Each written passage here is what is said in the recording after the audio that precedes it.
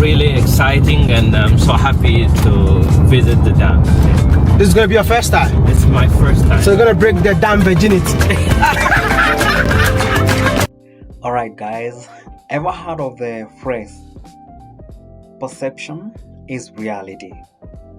Have you ever thought about what that phrase could be meaning? And have you ever thought how effective that phrase is?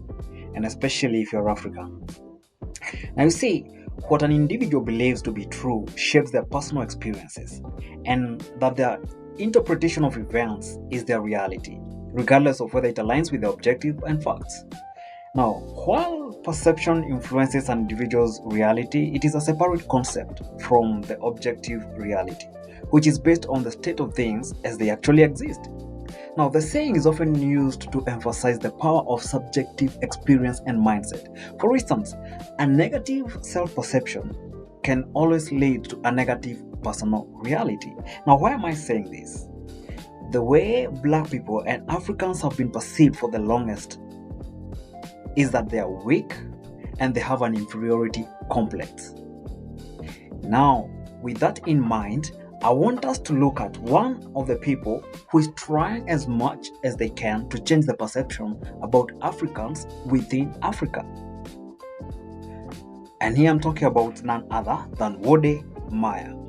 So recently he's traveled to Ethiopia, and that assignment is where he showcased actually the largest dam in Africa, which is in Ethiopia, that was constructed within a period of 14 years.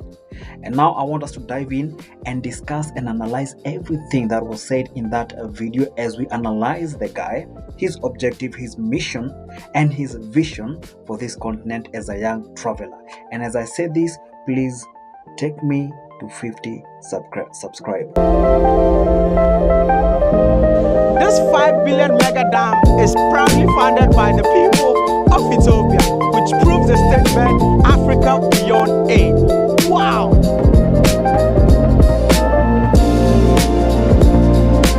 So you were saying that Ethiopians funded the entire project. Sure. I want to know, how were you guys able to fund the project? Alright, you guys, so as I'm making this video, I'm basically assuming that you've already watched that video, the recent one that Wode Maya uploaded in his channel regarding the largest project so far in Africa. Now, the issue is not necessarily about how big the project is, but what are the lessons are we going to learn from that project as Africans? What lessons do other African leaders need to learn from that massive project? Now, one of the facts about that project is it was not funded via any international donations. All the money that was contributed was basically taxpayers' money. And what lesson do we learn from that? First, Africa, we have the capacity to do it. That was a massive project, and mind you, the whole production of hydroelectric power is not only going to be consumed domestically.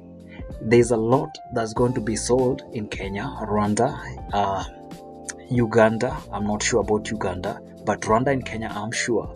Burundi, I'm not sure. But there are 4 countries that are going to benefit from that hydroelectric power. Now, there are also other things that you might want to think about when it comes to resources. You see, when you're talking about hydroelectric power, what is the main raw material for production of that electric power? It's water. So a country like Ethiopia, where it's strategically positioned, you would expect that there are rivers flowing through Ethiopia and there are rivers flowing out of Ethiopia. So basically, that dam is just a huge reservoir. It's collecting water, which means some countries downstream might have, there might be tensions, yes. But that project in itself tells us one thing. Here you have to liaise with countries like Egypt and Sudan that are going to be affected directly by the flow of water, because this is hydroelectric production, which means the water is only used to turn the turbines. Otherwise, once it's done, it's let to flow. But now, the countries that are downstream, the likes of Sudan and Egypt, they might have issues with the quality of the water that's going to flow in their countries. But again, you have to look at the importance of this project. So with that, you have to look at it as Africans. How are we going to solve these tensions? And as we are speaking right now, we do not have any tensions. Why? Because the leaders at the time are willing to sit down, talk and see through the project. All stakeholders are involved. The main people who are going to be affected, including the communities within that region, because for such a project, people had to be compensated. It consumes a lot of extensive piece of land. And since people have to be compensated, then the locals and the community has to be involved. And I kind of guess that's why it took 14 years to complete that project. But that's not the point. The point is, we as Africans have the capacity to do it. We can do it. And I love the fact that Wode Maya is really, really exposing, showcasing big, massive projects that have been done in Africa by Africans, using the skilled, semi-skilled, and non-skilled laborers. And you see, this is the most beautiful thing about Africa. We have everything that we need. We have the resources, we have the raw materials, we have labor. Remember, Africa, the birth rate is still very high. I think if there's a continent that the birth rates are as high, it's in Africa, while other continents, they're trying to reduce the population. The population in Africa, and especially with the young people, is very, very high. So that tells you even in future, we'll have a huge labor force, and the future belongs to Africa.